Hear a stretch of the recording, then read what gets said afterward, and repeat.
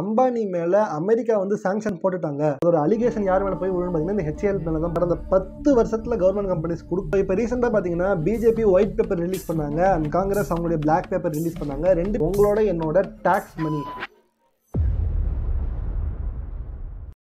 நீங்க ஒருவேளை ஸ்டாக் மார்க்கெட்ல ஆக்டிவா இருக்கிற ஒரு பர்சன் இருந்தா இந்த சிச்சுவேஷனை அட்லீஸ்ட் ஒன் டைம் ஃபேஸ் பண்ணிருப்பீங்க. நீங்க ஆக்டிவா இல்லைனாலுமே இனிமே ஃபேஸ் பண்ணுவீங்க. யாராச்சும் உங்ககிட்ட வந்து இந்த கவர்மெண்ட் கம்பெனிஸை மட்டும் வாங்கிடாதீங்க அப்படின்னு சொல்லுவாங்க. சில பேர்லாம் ஒரு படி மேலே போயிட்டு இந்த கவர்மெண்ட் கம்பெனிஸ் எல்லாமே உங்க போர்ட்ஃபோலியோக்கு ஒரு ஸ்கேம் மாதிரி, கவர்மெண்ட் ஸ்டாக்ஸ் எல்லாமே ரொம்பவே மோசம் அப்படின்னு சொல்லியிருப்பாங்க. எல்லா கம்பெனிஸுமே கவர்மெண்ட் ஆஃப் இந்தியா கீழே தான் வருது. அப்பயே இந்த கவர்மெண்ட் ஆஃப் இந்தியா நடத்தக்கூடிய கவர்மெண்ட் கம்பெனிஸை வாங்கக்கூடாதுன்னு சில பேர் சொல்றாங்க. இன்ஃபேக்ட் நான் இந்த வீடியோ பண்றதுக்கு ஒரு முக்கியமான ரீசன் என்னன்னு பாத்தீங்கன்னா, கடந்த 10 வருஷத்துல கவர்மெண்ட் கம்பெனிஸ் கொடுக்காத ரிட்டர்ன்ஸை 2022 and 2023 2 வருஷத்துல 10 வருஷம் ரிட்டர்ன்ஸை சேர்த்து வச்சு கொடுத்துருச்சு. ஸோ அதனால தானே என்னமோ நீங்க எல்லாருமே Indian oil corporation, Indian Overseas bank, RVNL, IRFC எல்லாம் பத்தி தனித்தனியாக அனலைஸ் பண்ணி சொல்லியிருந்தீங்க. எஸ், ஆப்வியஸாக இந்த எல்லா கம்பெனிஸை பற்றி நான் அனலைஸ் பண்ணி சொல்றேன் ஒன்றுன்னா. பட் இவங்க எல்லாருக்குமே காமனாக இருக்கக்கூடிய ஒரு ஃபேக்டர் என்னன்னு பார்த்தீங்கன்னா, இந்த எல்லா கம்பெனிஸோட ப்ரொமோட்டருமே ஒருத்தர் தான், அதுதான் கவர்மெண்ட் ஆஃப் இந்தியா. ஸோ இந்த வீடியோவில் ஒரு போனஸ் பாயிண்ட்டுமே இருக்குது. உங்களுடைய அனலைசிஸ்க்கு ரொம்பவே ஹெல்ப்ஃபுல்லாக இருக்க போகுது. உங்கள் போர்ட்ஃபோலியோக்கு இந்த கவர்மெண்ட் ஸ்டாக்ஸ் வேணுமா வேணாமாங்கிறத கம்ப்ளீட்டாக தெரிஞ்சுக்கலாம். Welcome back to 1 Minute Fundamentals. சேனலை சப்ஸ்கிரைப் பண்ணிட்டு இந்த வீடியோவை லைக் பண்ணிட்டு வீடியோவை பாருங்க. உங்கள் போர்ட்ஃபோலியோக்கு ரொம்பவே ஹெல்ப்ஃபுல்லாக இருக்கும். இந்த கவர்மெண்ட் கம்பெனிஸ் ஃபேஸ் பண்ணுற சேலஞ்சஸ்ல முக்கியமான ஒன்று, கவர்மெண்ட் அப்படிங்கிறது ஒரு நான் profit organisation design to serve people.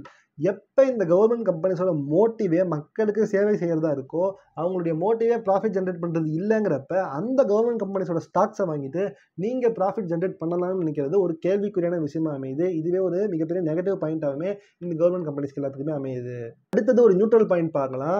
Government companies எல்லாருக்குமே ஒரு மிகப்பெரிய ரைட்ஸ் இருக்குது. அதுதான் மணி பிரிண்ட் பண்ணுறதுக்கான ரைட்ஸ். இதை சில பேர் ஒரு சூப்பர் பவராகவே பார்க்குறாங்க. இஷ்டத்துக்கு மணி பிரிண்ட் பண்ணுறது மூலமாக இந்த கம்பெனிஸ்க்கு ஒரு நல்லது நடக்கும்னு சொல்லிட்டு. பட் ஆப்போசிட் சைடில் எல்லாரும் என்ன பேசுகிறாங்கன்னா, இந்த கவர்மெண்ட் கம்பெனிஸோட ஆக்சுவல் பேலன்ஸ் ஷீட்டை நம்மளால் ரீட் பண்ணவே முடியாது. ஏன்னா இந்த மாதிரி மணி பிரிண்ட் பண்ணிட்டு அதை கேஷ் இன்ஃப்ளோவில் காமிச்சிட்டாங்க அப்படின்னா ஒரிஜினலான பேலன்ஸ் ஷீட்டில் ப்ராஃபிட் பண்ணியிருக்காங்களாங்கிறத நம்மளால் கண்டுபிடிக்கவே முடியாதுங்கிறதுனால இதை சில பேர் நெகட்டிவாக பார்க்குறாங்க. ஸோ இதை எப்படி பார்க்குறீங்கிறது உங்கள் இஷ்டம். நான் நியூட்ரலாக உங்ககிட்டே விட்டுடுறேன். அடுத்த பிக்கஸ்ட் த்ரெட் என்ன அப்படின்னு பார்த்தீங்கன்னா, கவர்மெண்ட் எம்ப்ளாயீஸ் தான். இந்த கவர்மெண்ட் எம்ப்ளாயீஸ் ரொம்பவே லெத்தார்ஜிக்காக இருப்பாங்க. ஸோ நான் எல்லாரையும் சொல்ல வரல. பட் நிறைய இடங்கள்ல இந்த கவர்மெண்ட் எம்ப்ளாயீஸ் பிரைவேட் எம்ப்ளாயீஸோட கம்பேர் பண்ணும்போது ஓரளவு கம்மி பெர்ஃபார்மன்ஸ் தான் தராங்க. புஷ் பண்ணுறது வந்து அந்த அளவுக்கு காம்படிட்டிவாக இல்லைங்கிறது நம்ம எல்லாருக்குமே தெரியும். ஸோ அதனால எப்போ எம்ப்ளாயீஸோட ஒர்க் ஃப்ளோவே கம்மியாக இருக்கோ, அதில் முக்கியமான விஷயம் கவர்மெண்ட் எம்ப்ளாயீஸை வேலையை விட்டு தூக்கவே முடியாது நீங்கள் தப்பே பண்ணாலுமே. ஸோ இதனாலேயே யாருமே ஆக்சுவலாக உங்களுடைய ஃபுல் ஹார்ட் ஒர்க் கொடுத்து ஒர்க் பண்ண மாட்டாங்க. இதுவே இந்த கவர்மெண்ட் கம்பெனிஸோட டெவலப்மெண்ட்டுக்கு ஒரு மிகப்பெரிய ப்ராப்ளமாக அமையுது. அடுத்தது, இந்த கவர்மெண்ட் கம்பெனிஸ் எல்லாமே ஒரு நியர் மோனோபோலி தான். பட் ஒரு ஆர்டிஃபிஷியலி மேட் மோனோபோலி அப்படின்னு சொல்லலாம். ஃபார் எக்ஸாம்பிள் நீங்கள் இந்தியன் ஆயில் கார்பரேஷன் எடுத்துக்கலாம். BEL, BHEL, IRCTC, RVNL, IRFC, HAL, BDL ஒரு பெரிய லிஸ்ட்டே போகுது. பட் இதில் இருக்கிற எல்லாமே ஒரு ஆர்டிஃபிஷியலி மேட் மோனோபோலின்னு சொல்லலாம். ஏன்னா இந்த ரயில்வே செக்டர், டிஃபென்ஸ் செக்டர்லாம் கவர்மெண்டால் மட்டும்தான் ப்ராடக்ட்ஸ் ப்ரொடியூஸ் பண்ண முடியும். அதை தாண்டி பிரைவேட் வந்தாலுமே அதோட கண்ட்ரோல் கவர்மெண்ட் கிட்ட இருக்குங்கிறதுனால இது ஒரு நியர் மோனோபோலியாக தான் பார்க்கப்படுது. இதை நீங்கள் ஒரு நியூட்ரல் பாயிண்டாக பார்க்கலாம். பட் இதோட அதர் சைடில் என்ன சொல்றாங்கன்னு பார்த்தீங்கன்னா, இந்த பேங்க் ஆஃப் பரோடா, SBI எல்லாம் பார்த்தீங்கன்னா HDFC, ICICI மாதிரி கம்பெனிஸ்க்கு ஒரு காம்படிஷன் இருக்குது. அண்ட் ஈவன் இப்போ LICக்கு பார்த்தீங்கன்னா டாடா அண்ட் மேக்ஸ் புப்பா மாதிரி கம்பெனிஸ் எல்லாமே காம்படிஷன் இருக்குன்னு சொல்லலாம். பட் அங்கேயுமே ஒரு ப்ராப்ளம் என்னன்னு பார்த்தீங்கன்னா, பீப்புள் என்னதான் டாட்டாங்கிற ஒரு ட்ரஸ்ட்டோட சொல்லிட்டு ஒரு கடையை திறந்து வச்சிருந்தாலுமே LICட்டு தான் கொண்டு போய் படத்தப்படுவாங்க. அண்ட் FD ரிட்டர்ன் ரேட்ஸ் வந்து பிரைவேட் பேங்க்ஸோட கவர்மெண்ட் பேங்க் கம்மியாக கொடுக்குன்னு தெரிஞ்சுமே எல்லாருமே கவர்மெண்ட் பேங்க்ல தான் போயிட்டு அதிகமாக இன்வெஸ்ட் பண்ணுறாங்க, ஒரு ஃபிக்ஸட் டெபாசிட்டு. ஸோ அந்த அளவுக்கு பிரைவேட் செக்டர் எல்லாருமே தனியாக ஒரு இடத்துல காம்படிஷன் இருக்காங்க. அவங்க எல்லாருக்கும் தனியாக வெளில வந்துட்டு கவர்மெண்ட் செக்டர் நாங்கள் மட்டும்தான் இங்கே இருக்கோம், நாங்கள் சொல்கிற மாதிரி தான் இருப்போம், வேணும்னா வாங்கன்னு சொல்லிட்டு ஒரு ஓப்பன் தான் இருக்காங்க. அண்ட் அந்த இடத்துல போய் இன்வெஸ்ட் பண்ணக்கூடிய மக்கள் அந்த இடத்துல கேஷ் ஃப்ளோ கொடுத்துட்டு இருக்காங்க. அப்படின்னாலுமே ஒரிஜினல் காம்படிஷனே இந்த கவர்மெண்ட் கம்பெனிஸ் இல்லைங்கிறத தெரிஞ்சுக்கோங்க. நீங்கள் வேணும்னா இந்தியன் ஆயிலில் பெட்ரோல் போட்டால் உங்கள் பைக்குக்கு கம்மியாக மைலேஜ் கொடுக்குதுன்னு சொல்லிட்டு பாரத் பெட்ரோலியம்லையோ HP, ஹிந்துஸ்தான் பெட்ரோலியமில் போயிட்டு பெட்ரோல் போடலாம். பட் நீங்கள் எங்கே போட்டாலுமே ஆக்சுவலாக ப்ராஃபிட் யாருக்கு போகுதுன்னு பார்த்தீங்கன்னா கவர்மெண்ட் தான். ஏன்னா எல்லாத்தையுமே ஓன் பண்ணுறது கவர்மெண்ட் தான். நீங்கள் செல்லில் போய் போட்டீங்கனாலுமே அது என்னதான் பிரிட்டிஷ் கம்பெனியாக இருந்தாலும் அதோட மேஜர் ஸ்டேக் இந்தியாவுக்குள்ள இந்தியன் கவர்மெண்ட் கிட்ட தான் இருக்குங்கிறப்ப இவங்க ஆக்சுவலாக ஒரு மோனோபோலி. அதனால இந்த இடத்துல இவங்களோட கேஷ் ஃப்ளோ இன்க்ரீஸ் ஆனாலுமே இவங்க காம்படிஷனே இல்லாமல் இருக்காங்க. இதுவே அடுத்த ஃபேக்டருக்கு கூட்டிட்டு போகுது. அதுதான் இந்த கவர்மெண்ட் கம்பெனிஸோட டெவலப்மெண்ட். அதாவது ஒரு ஸ்மால் யூடியூபர் கூட அவங்களோட ஃபர்ஸ்ட் வீடியோக்கும் 5th வீடியோக்கும் நடுவில் ஒரு பெரிய டெவலப்மெண்ட் இருக்க ட்ரை பண்ணுவான். ஏதாச்சும் ஒரு குவாலிட்டியை இன்க்ரீஸ் பண்ணிட்டே இருப்பான். பட் எப்போ இந்த கவர்மெண்ட் எம்ப்ளாயிஸோட லெத்தார்ஜிக்னஸ் குறையாமல் இருக்கோ அண்ட் காம்படிஷனே இல்லாமல் இருக்கோ அந்த இடத்துல ஒரு டெவலப்மெண்ட்டுக்கான மோட்டிவே இல்லாமல் போயிடுது. ஸோ அதனாலேயே அதிக அதிகமான கவர்மெண்ட் கம்பெனிஸில் உங்களால் low customer service, less technology and clarity in market, அதாவது பேலன்ஸ் ஷீட்டில் கொடுத்துருக்கக்கூடிய டீட்டெயில்ஸ் வந்து ஒரிஜினலாக இருக்கா இல்லையாங்கிறது தெரியாமல் போயிடலாம். அண்ட் ஐடென்டிஃபையிங் ஃப்ராட்ஸ் கூட நிறைய இடங்களில் ப்ராப்ளமாக போகலாம். அண்ட் இது அதுக்கு அடுத்த ஃபேக்டருக்கு கூட்டிகிட்டு போகுது. அதுதான் என்னன்னு பார்த்தீங்கன்னா, இந்த கவர்மெண்ட் கம்பெனிஸ்குள்ளே இருக்கக்கூடிய பணம் யாருன்னு பார்த்தீங்கன்னா உங்களோட என்னோட டேக்ஸ் மணி. அதாவது இந்த கவர்மெண்ட் கம்பெனிஸை நடத்தக்கூடியது கரண்ட் டைமில் ஜஸ்ட் 5 இயர்ஸ்க்கு எலெக்ட் ஆகிருக்கக்கூடிய பொலிட்டீஷியன்ஸ் தான். அவங்க இந்த கவர்மெண்ட் கம்பெனிஸ்க்கு ஆக்சுவலாக பார்த்து கொடுத்து அந்த வழியில் போக வைக்கிறாங்க.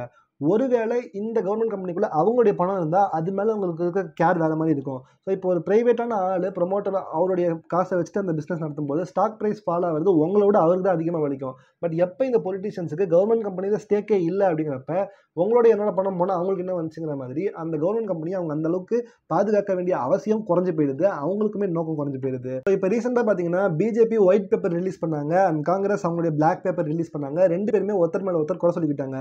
ஸோ இவங்க குறை சொல்கிறதுலாம் யார் மேலே? கவர்மெண்ட் கம்பெனிஸ் மேலே தானே. ஸோ இந்த கவர்மெண்ட் ஒழுங்காக நடக்கல அப்படின்னா அந்த கவர்மெண்ட் கம்பெனிஸ் ஒழுங்காக நடக்கலங்கிறது தானே மீனிங். இப்போ ரீசெண்டாக கூட நம்ம ரஃபேல் அப்படின்னு சொல்லிட்டு ஃப்ரான்ஸ் கிட்டேருந்து ஒரு போர் விமானம் வாங்கினோம்.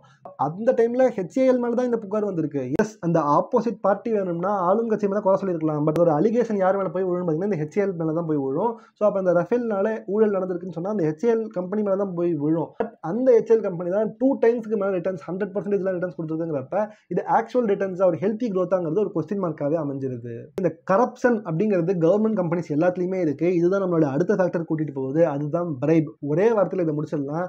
கவர்மெண்ட் எம்ப்ளாயீஸே லஞ்சம் வாங்குறாங்க, எல்லாரையும் அகைன் சொல்லலை. பட் ஒருத்தர் லஞ்சம் வாங்குறாரு அப்படின்னா இந்த கவர்மெண்ட்டுக்கு போய் சேர வேண்டிய பணம் போகாமல் இருக்குங்கிறத இந்த எம்ப்ளாயிஸ் தடுத்து நிறுத்திடுறாங்கிறது தான் சொல்ல முடியும். ஸோ அகைன் அந்த எம்ப்ளாயிஸை எப்போ ஒரு கம்பெனிக்கு லாயலாக இல்லாமல் இருக்காங்களோ அப்போ அந்த கம்பெனியை நம்பி நீங்கள் எப்படி அந்த கம்பெனியோட ஸ்டாக்கை வாங்குவீங்கிறது அடுத்த கொஸ்டின் மார்க்கை கொடுக்குது.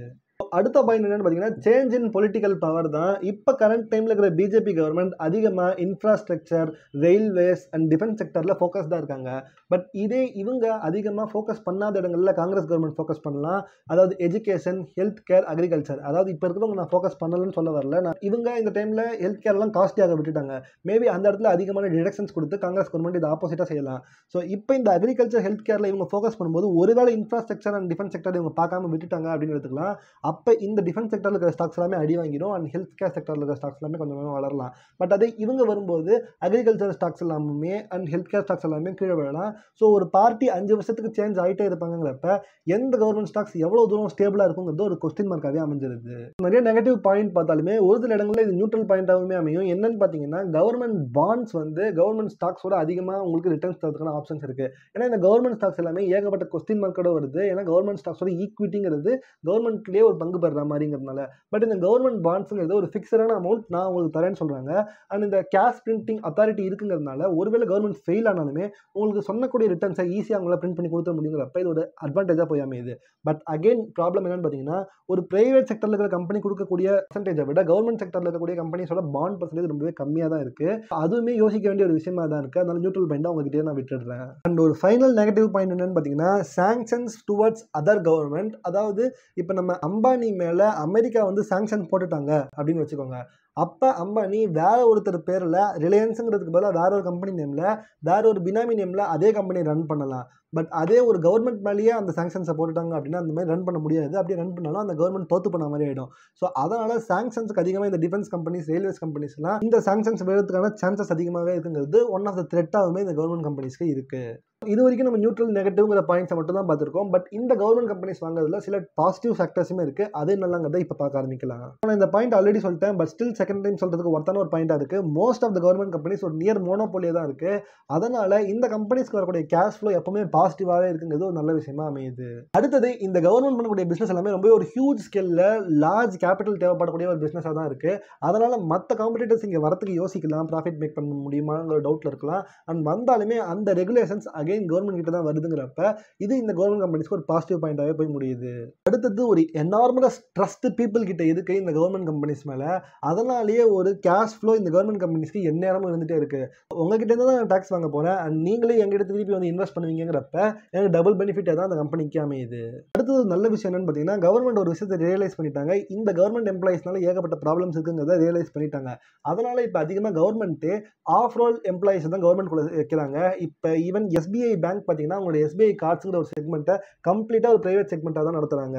ஸோ மோஸ்ட் ஆஃப் த டைமில் இப்போ கவர்மெண்ட் கம்பெனிஸ் எப்படி ஆக்ட் ஆகுதுன்னா owned by government but managed by private அப்படிங்கிற பேசிஸ் தான் ஆக்ட் ஆகுது. ஈவன் மிலிட்ரியில் கூட ஆஃப் ரோல் பேசிஸில் அக்னிபாத்னு சொல்லிட்டு வெறும் 4 வருஷத்துக்கு ரோல் கொடுத்துட்டு அதுக்கப்புறமா வீட்டுக்கு அனுப்பிச்சிடுறாங்க. ஸோ இந்த மாதிரி ஒரு ஆஃப் ரோல் பேசிஸில் கவர்மெண்ட் செக்டர் வளர்றது மூலமா மேபி கொஞ்சம் காம்படிஷன் இந்த கவர்மெண்ட் கம்பெனிஸ்குள்ள வரலாம் அண்ட் எம்ப்ளாயிஸோட ப்ராப்ளமே சால்வ் ஆகிறதுக்கான சான்சஸ் இருக்கு.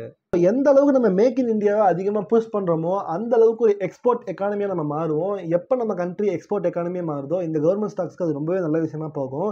ஏன்னு பார்த்தீங்கன்னா இப்போ நம்ம இந்தியன் கவர்மெண்ட் போயிட்டு ஒரு டிஃபென்ஸ் எக்யூப்மெண்ட்டை அமெரிக்காலேருந்து வாங்குறாங்கன்னு வச்சுக்கோங்க. அங்கே இருக்கிற பிரைவேட் கம்பெனிகிட்டேருந்து வாங்கினாங்கன்னா அப்போ அப்போசிஷன் பார்ட்டியாக இருக்கட்டும் இல்லை அங்கே இருக்கிற மக்களாக இருக்கட்டும் ரூலிங் கவர்மெண்ட் மேலே ஒரு அலிகேஷன் வைப்பாங்க. நீங்கள் அந்த பிரைவேட் கம்பெனிகிட்டேருந்து காசு வாங்கிட்டீங்க, லஞ்சமாக காசு வாங்கிட்டு அதனால தான் இந்த டெண்டர் உங்களுக்கு கொடுக்குறீங்கிற ஒரு ப்ராப்ளம் வரும். பட் அதே அந்த அமெரிக்கன் கவர்மெண்ட்டே அந்த ஸ்டாக்கை வாங்கி வச்சுட்டு இருந்தாங்க அப்படின்னா அப்போ okay government to government deal தானே நினைப்பாங்க. அதே மாதிரி நம்ம இந்தியன் எக்கானமி எப்போ ஒரு எக்ஸ்போர்ட் எக்கானமியாக வளருதோ அந்த நேரத்தில் மற்ற கண்ட்ரீஸ் தான் வந்து நம்ம கண்ட்ரீஸ் கிட்ட இருந்து டேரெக்டாக வாங்குவாங்க. இப்போ கரண்ட் டைமில் சோலார் இண்டஸ்ட்ரீஸ்ல மாதிரி நிறையா பிரைவேட் டிஃபென்ஸ் ஃபர்ம்ஸ் நல்லா வளர்ந்துட்டு இருக்கு. பட் இந்த பிரைவேட் டிஃபென்ஸ் கம்பெனிஸ்லையுமே கவர்மெண்ட் ஒரு ஸ்டேக்கை வாங்கி வச்சுப்பாங்க. ஏன்னா மற்ற கண்ட்ரிக்கு ப்ராப்ளம் வரக்கூடாதுங்கிறதுக்காக. அந்த மாதிரி இடங்களில் கவர்மெண்ட் கம்பெனிஸ்க்கு ஒரு ஃப்ரீ கேஷ் ஃப்ளோ பேட்டர்ன்ஸாக அமையதுக்கு நிறைய சான்சஸ் இருக்கு. ஃபைனலி இந்த ஒரு பாயிண்ட் நான் சொல்லாமல் விட்டா பாதி பேர் அன்சப்ஸ்கிரைப் பண்ணிட்டு போயிடுவீங்க. அது என்னன்னு பார்த்தீங்கன்னா இந்த கவர்மெண்ட் கம்பெனிஸை யாருமே ஸ்டாக் க்ரோத்துக்காக வாங்குறது இல்லை, டிவிடெண்டுக்காக தான் வாங்குறீங்கன்னு தெரியும்.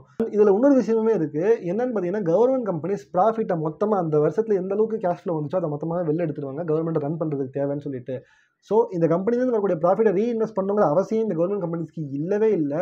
ஏன்னு பார்த்தீங்கன்னா பட்ஜெட் அப்படின்னு சொல்லிட்டு நீங்களும் நானும் கொடுக்குற டேக்ஸ் நீங்கள் எடுத்துட்டு பட்ஜெட் போட்டு அந்த கேபிட்டல் எடுத்துக்கிட்டு வந்து இந்த கவர்மெண்ட் கம்பெனிஸ்க்கு கொடுத்துருவாங்க. ஸோ ப்ராஃபிட்டும் மேக் பண்ணும், அதுலேருந்து உங்களுக்கு டிவிடெண்டும் வரும் அண்ட் பட்ஜெட் மூலமாக திருப்பி ஒரு செகண்ட் டைம் கேபிட்டலும் வருங்கிறப்ப இது டபுள் அட்வான்டேஜாக நிறைய பேர் பார்க்குறாங்க. பட் ப்ராப்ளம் என்னன்னு பார்த்தீங்கன்னா வெறும் டிவிடெண்ட்டை மட்டுமே நீங்கள் வச்சுட்டு அந்த ஸ்டாக் க்ரோத் ப்ரைஸையும் சேர்த்துட்டு 12% கீழே தான் உங்களோட ரிட்டர்ன்ஸ் இருக்குது அப்படின்னா நீங்கள் அதுக்கு மேபி நிஃப்டியாக வாங்கிட்டு போயிடலாம். ஸோ 12% அதிகமான ரிட்டர்ன்ஸை இந்த கவர்மெண்ட் ஸ்டாக்ஸ் கொடுக்குமா, டிவிடெண்ட் அண்ட் ஸ்டாக் க்ரோத் சேர்த்து கொடுக்குமாங்கிறது ஒரு கொஸ்டின் மார்க் தான். உங்களுக்கு அதோட நல்லதாக பட்டுச்சுன்னா நீங்கள் ஒரு பாசிட்டிவ் பாயிண்டாக பார்க்கலாம். ஸோ அகைன் நியூட்ரல் பாயிண்டாக அவங்ககிட்டே விட்டுடுறேன். நான் ஒரு போனஸ் பாயிண்ட் சொல்லியிருந்தேன். இந்த கவர்மெண்ட் கம்பெனிஸ் எல்லாத்துக்குமே ஓனர் அதாவது ப்ரொமோட்டர் யாராக இருப்பாங்க அப்படின்னு பார்த்தீங்கன்னா பிரசிடென்ட் ஆஃப் இந்தியா அப்படிங்கிறது தாங்க இருப்பாங்க. இப்போ கரண்ட் டைமில் திரௌபதி முர்மு அப்படின்னு தான் போட்டிருப்பாங்க. இந்த பிரசிடென்ட்டால் ஸ்டாக்ஸை ட்ரேட்லாம் பண்ண முடியாது. ஸோ ரொம்பவே ஒரு கான்ஸ்டன்டான ப்ரொமோட்டர் ஹோல்டிங்ஸ் இந்த கவர்மெண்ட் கம்பெனிஸில் இருக்கும். அதுவும் ஒரு பாசிட்டிவ் பாயிண்டாக நீங்கள் வேணால் பார்க்கலாம். கன்க்ளூசிவாக இந்த கவர்மெண்ட் ஸ்டாக்ஸை நீங்கள் வாங்கணுமா வேணாமாங்கிறது உங்கள் இஷ்டம் தான். மேபி நான் சொன்ன negative points and neutral points எல்லாமே உங்களுக்கு இல்லை, அது பாசிட்டிவாக இருக்குது, நான் மேனேஜ் பண்ணுவேன் அப்படின்னு தோணுச்சுன்னா நீங்கள் அப்போ இந்த கவர்மெண்ட் ஸ்டாக்ஸை தாராளமாக வாங்கலாம். மோஸ்ட் கேசஸில் நான் இந்த கவர்மெண்ட் ஸ்டாக்ஸை வாங்க மாட்டேன். ஏன்னா இந்த அளவுக்கு நெகட்டிவ் பாயிண்ட்ஸ் இருக்குது அப்படிங்கிறப்ப அந்த ஃபேக்டர்லாம் தாண்டி இந்த கவர்மெண்ட் கம்பெனிஸை வாங்க முடியுமா? மேபி அது ஒரு நாள் க்ரோத் கொடுக்கலாம், பட் அது திருப்பி ஒரு நாள் ஃபால் ஆயிடுச்சுன்னா என்ன பண்ணுவோங்கிற ஒரு கொஸ்டின் இருக்கிறப்ப நான் இந்த மாதிரி ஒரு கம்பெனிஸில் இன்வெஸ்ட் பண்ண மாட்டேன். என்னோட இன்வெஸ்டிங் ஸ்டைல் அப்படி தான். பட் எனக்குமே சில எக்ஸப்ஷன்ஸ் இருக்குது. முக்கியமாக அந்த கவர்மெண்ட் கம்பெனி ஒருவேளை டாலர் இன்கம் சம்பாதிக்கிறாங்க அண்ட் அந்த கம்பெனியோட ப்ராடக்ட்டுக்கு ஒரு பயங்கரமான ஃபியூச்சர் இருக்குது அப்படின்னு நான் யோசிச்சேன்னா அந்த கவர்மெண்ட் கம்பெனி நான் வாங்கலாம். அண்ட் நானுமே சில கவர்மெண்ட் கம்பெனிஸை ஓன் பண்ணிட்டு தான் இருக்கேன். So ultimate decision is yours. இந்த வீடியோ உங்களுக்கு பிடிச்சிருந்ததுன்னா லைக் பண்ணுங்கள், நம்ம சேனலை சப்ஸ்கிரைப் பண்ணிக்கோங்க. தேங்க்யூ ஃபார் வாட்சிங் த வீடியோ. By by.